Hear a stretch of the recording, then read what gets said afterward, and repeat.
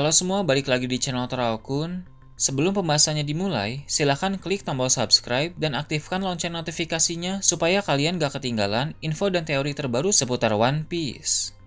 Buat kalian yang mau informasi tambahan soal SBS atau databook, kalian bisa follow Instagram Toraokun. Di sana admin akan memposting soal SBS, databook, dan berbagai teori singkat. Sekarang lanjut ke pembahasan. Full One Piece Chapter 1131 telah muncul di berbagai forum.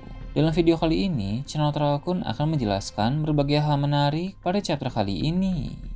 Cerita dimulai dengan memperlihatkan kelanjutan dari chapter yang lalu, di mana Luffy telah bertemu dengan Pangeran Loki yang sedang terikat rantai. Di sana, Luffy sangat senang ketika mengetahui bahwa ternyata dia benar-benar sudah berada di Elbaf yang asli. Memang sejak Luffy dan kawan-kawan keluar dari Castle Road, mereka telah menduga bahwa mereka kini berada di negeri para raksasa itu. Namun sekarang ini, hal tersebut benar-benar dikonfirmasi langsung oleh salah seorang raksasa, sehingga Luffy merasa sangat gembira. Di hadapan Loki, Luffy dengan penuh semangat terus berbicara tentang berbagai hal mengenai Elbaf, mulai dari betapa besarnya pulau itu, betapa senangnya Luffy dengan para raksasa, dan seterusnya. Loki juga mencoba untuk berbicara, tapi karena Luffy terlalu bersemangat, maka dia tidak memberi kesempatan untuk Loki, sehingga sang pangeran itu pun seketika menjadi kesal. Dengan nada tinggi, Loki meminta Luffy untuk diam dan mendengarkannya. Suara Loki sangat keras sampai-sampai membuat para serigala besar di sekitar sana menjadi merasa takut. Saat ini kita akhirnya bisa melihat kotak perkenalan resmi untuk karakter Loki. Dia disebut sebagai sang pangeran Elbaf yang terkutuk dan memiliki bounty spesial yang dikeluarkan oleh pemerintah dunia dengan nilai sebesar 2,6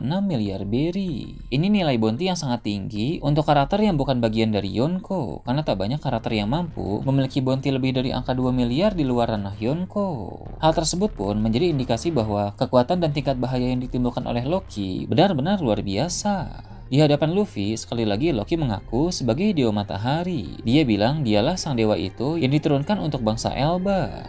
Loki bilang kepada si tabi jerami itu, jangan coba-coba untuk berbicara lagi tanpa seizin dirinya. Loki lalu bertanya, bagaimana pendapat Luffy tentang keadaan dari Loki sekarang ini? Luffy pun menjawab apa adanya. Dia bilang, jelas keadaan Loki sedang tertangkap. Loki pun merespon itu dengan berkata bahwa Luffy memang jeli. Namun Loki menegaskan, tidak ada satu orang pun yang mau terkekang seperti ini. Jadi jika memungkinkan, Loki juga ingin bebas. Lucunya di sini, Loki menyebut nama Luffy sebagai Rodi, sehingga Luffy pun protes karena Loki salah sebut nama. Ini cukup lucu, karena biasanya Luffy lah yang selalu asal sebut nama orang, tapi kini Loki yang malah salah sebut nama Luffy, dan itu membuat Luffy langsung kesal. Ini merupakan petunjuk bahwa dari segi pembawaan karakter, Loki ini memiliki sifat yang hampir mirip dengan Luffy, namun dalam versi jahat. Meski begitu, karakter jahat tidak selamanya menjadi antagonis. Bahkan kru Luffy seperti Franky dan Robin pun dulunya adalah musuh, namun kini mereka menjadi rekan. Tidak menutup kemungkinan, Loki juga seperti itu. Dia yang awalnya musuh, suatu saat akan menjadi rekan atau aliansi. Dia lalu menjelaskan bahwa dirinya sudah ditahan selama 6 tahun. Berarti dia mendapatkan bounty sebesar 2,6 miliar berry lebih dari 6 tahun yang lalu. Karena selama dia ditahan dalam waktu 6 tahun ini, tentu dia tidak pernah keluar dari Pulau Elba. Berarti seandainya Loki tidak ditahan dan selama 6 tahun ini dia masih bebas untuk berkeliaran, bisa jadi bounty-nya jauh lebih tinggi lagi. Loki kemudian bilang kepada Luffy bahwa dia adalah orang terkuat di Elba.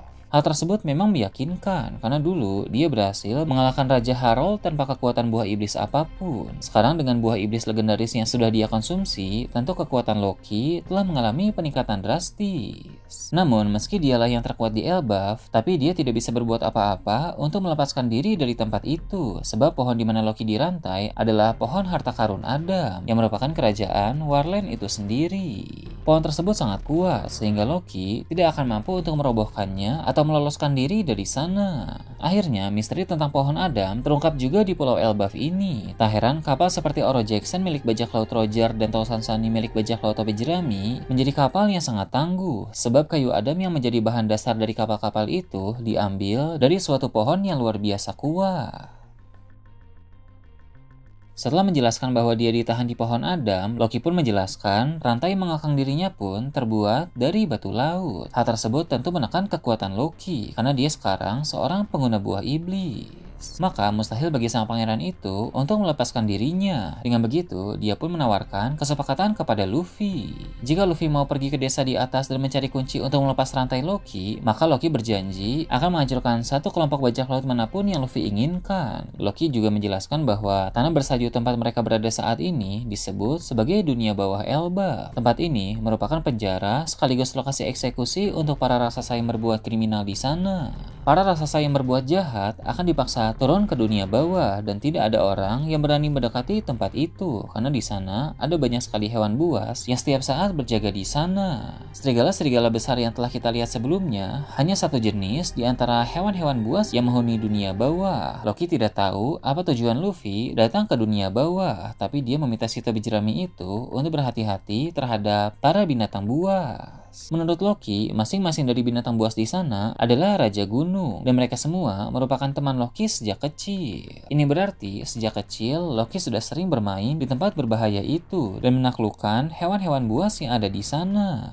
Tak lama kemudian, pada halaman ganda yang epik, diperlihatkan kemunculan dari banyak binatang besar yang menakutkan. Hewan-hewan buas itu pun langsung mengelilingi Luffy. Tak hanya para binatang saja, beberapa orang juga terlihat muncul di sana. Orang-orang tersebut sepertinya merupakan bawahan dari Loki. Mereka semua memakai masker gas yang menutupi wajah mereka dan menggunakan kulit binatang yang bau di tubuh mereka untuk melindungi diri dari para hewan buas itu. Walau dalam situasi yang mencekam, tapi Luffy terlihat sangat tenang di hadapan para hewan buas itu. Luffy tentu sama sekali tidak gentar terhadap mereka. Luffy berkata, perasaan seperti ini membuat dia terbawa kembali ke masa lalu. Kemudian Loki mengancam Luffy dengan bilang, jika Luffy tidak mematuhi permintaan Loki tadi untuk mencari kunci dan membebaskannya, maka para bawahan Loki yang ada di sana tidak akan tinggal diam. Namun Luffy langsung mengeluarkan Hoshoku Haki untuk menaklukkan semua hewan buas di tempat itu. Loki dan para bawahannya pun seketika menjadi terkejut. Luffy lalu melompat ke tangan gorila dan semua hewan di sana pun mulai menatapnya dengan ramah. Seperti biasa, hewan buas semengerikan apapun ketika sudah merasakan Hoshoku Haki Luffy atau bahkan dihajar langsung oleh Luffy, pasti langsung menjadi jinak. Mereka sudah paham bahwa Luffy sangat kuat dan tidak mau macam-macam dengannya.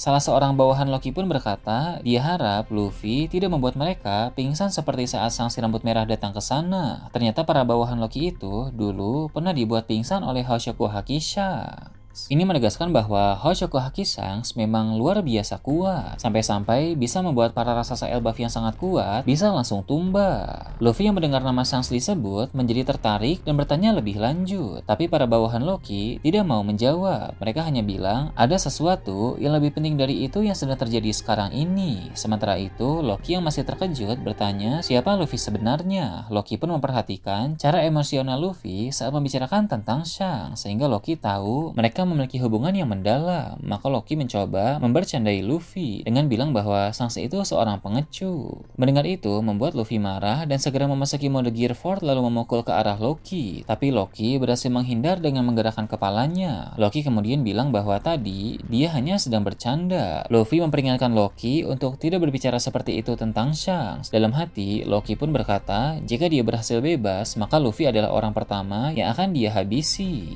Luffy pun bertanya apa urusan Shanks di Elbaf dan apakah dia masih berada di sana atau tidak. Loki merespon dengan bilang bahwa dia tidak akan menjawab dengan sia-sia, yang artinya jika mau mendapat jawaban, Luffy harus membebaskannya dulu. Beralih ke jembatan, diperlihatkan Zoro dan kawan-kawan mulai dikejar oleh Rod. Sementara itu, Gear dan Goldberg mengejar Rod dari belakang. Zoro sebenarnya ingin menebas mereka semua, tapi Usopp melarang karena mungkin saja para raksasa itu berteman dengan Dory dan Brogy. Maka mereka pun memutuskan untuk melarikan diri ke desa atas. Berpindah ke tempat lain, dunia bawah kembali diperlihatkan lagi, tapi di lokasi yang berbeda dengan Luffy dan Loki.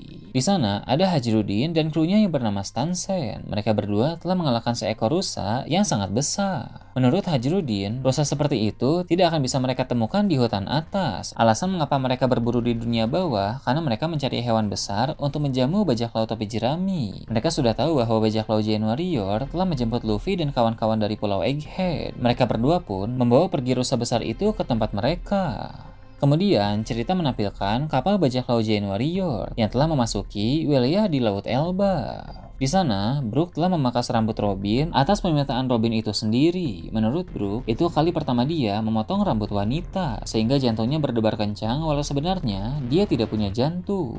Setelah rambutnya dipangkas, sekarang penampilan Robin mirip seperti sebelum masa time skip. Gaya rambut itu juga mirip seperti saat dia masih anak-anak. Dory pun berkata, jadi begini gaya rambut Robin saat bertemu Saul dulu. Dory lalu menambahkan, dia yakin Saul akan sangat gembira. Tak lama berselang, akhirnya kapal mereka mencapai Pulau Elbaf. Para kru Luffy di kapal itu pun terkejut ketika melihat Pulau Elbaf yang memiliki ukuran masif. Berpindah ke suatu tempat di Elbaf, di sana terlihat ada seorang raksasa yang sedang panik. Ternyata raksasa itu adalah teman Saul. Dia panik karena tiba-tiba Saul jatuh ke lantai dan tidak bergerak sama sekali. Belum diketahui apa penyebab Saul tumbang, tapi ada kemungkinan karena suatu penyakit.